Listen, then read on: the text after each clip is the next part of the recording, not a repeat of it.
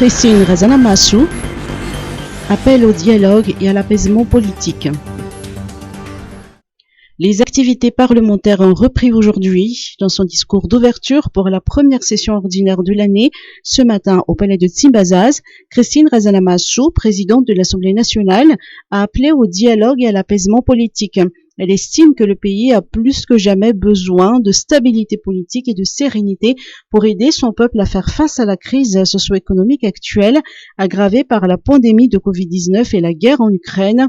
La présidente de l'Assemblée nationale n'a pas manqué d'aborder le vote de motion de censure qui serait en gestation et invite tous les politiciens à respecter l'alternance démocratique. Lutte contre la malnutrition dans le Sud, 1,5 million d'euros de la France.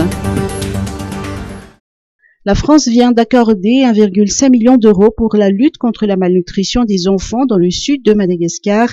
39 000 enfants de moins de 5 ans des districts les plus touchés bénéficieront de ce don constitué d'aliments nutritifs spécialisés et d'un financement pour la création de jardins potagers pour une alimentation plus diversifiée. Ladies Maki à 7, un accueil triomphal à Ivat ce soir.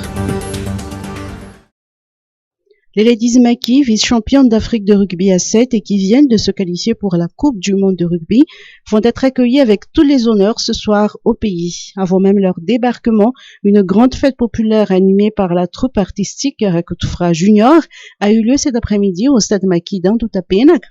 Un zébu a été abattu et la viande a été distribuée en signe de solidarité avec l'équipe nationale féminine de rugby à 7.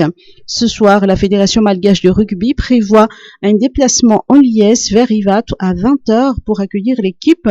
Demain mercredi, les festivités se poursuivront par un carnaval qui partira d'Iavlou au stade Maki d'Antoutapenak où plusieurs artistes donneront un concert gratuit.